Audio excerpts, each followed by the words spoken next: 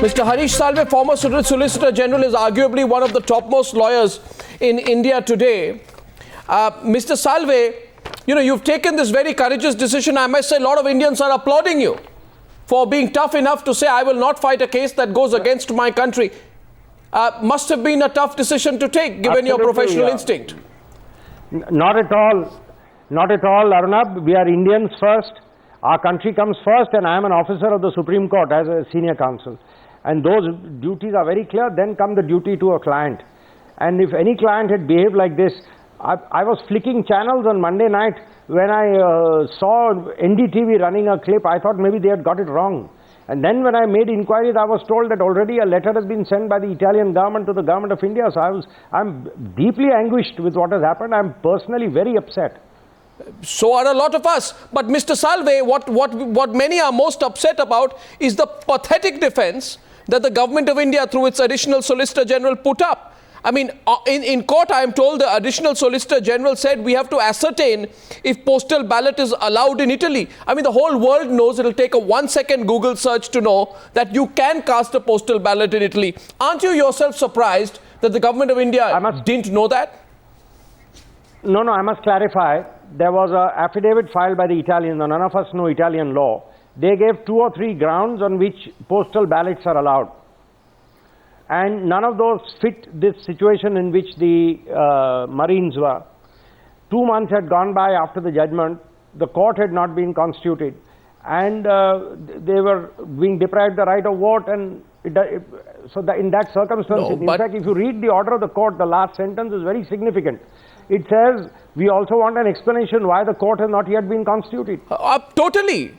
I agree with you. The government's been dragging its feet in the matter. But if I'm not mistaken, one of the judges on the bench, Justice Vikramjit Sen, referred to a statement by a former Italian Prime Minister that they could cast their votes by writing to. At which point of time it appears the lawyer fumbled and said, we'll find out about it.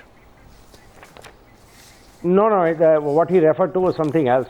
He referred to a statement which was attributed to a former Prime Minister saying corruption is a way of life, or one of those things concerning Augusta. No, but why should the additional Solicitor General of India not know something as basic as whether postal ballot is allowed in Italy? I mean, that takes a little bit of finding out. I'm sure if you would have if you were the lawyer. No, but apart, more fundamental, Arnab, let's be very clear. Let's not mince words here. The government of India in December agreed, having faith in the Italian regime, allowed them to go. So second time when a similar exercise was made, at that time the Kerala lawyers appeared. I think the Kerala High Court asked the government agreed, they were allowed to go. Again, 2 months had gone by, the elections were there, so they said, can we go for 4 weeks? We moved the court. So it was a bundle of facts. The government again came and said, fine, last time they went and came back, let them go this time. So, no, but Mr. Salve, the government of India had seriously opposed, but Mr. Salve, no reason to oppose. No, but Mr. Salve, as per the 2011 NCRB data, which can only have gone up, there are a total of 3,601 foreigners who are lodged in various jails of the country.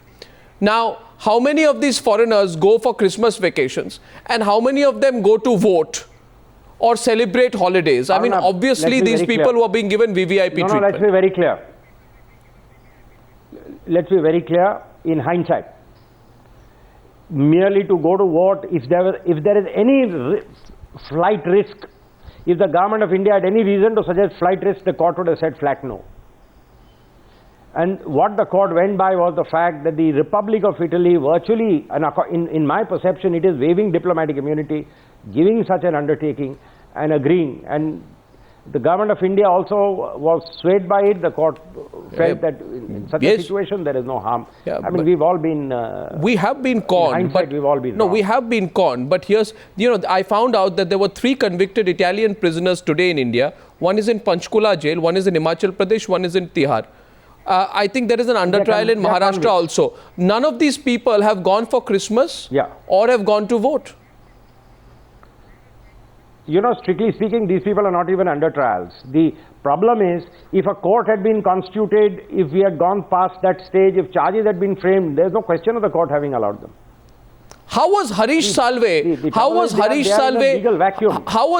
Salve betrayed slash lied to slash fooled by the Italians? Because with all respect, sir, they lied to you. They told you one thing and they've done another thing. And I am not sure if something as disgraceful as this has happened in the course of your legal career. Have you experienced something as like this? No, it hasn't, and that's why I'm in such anguish.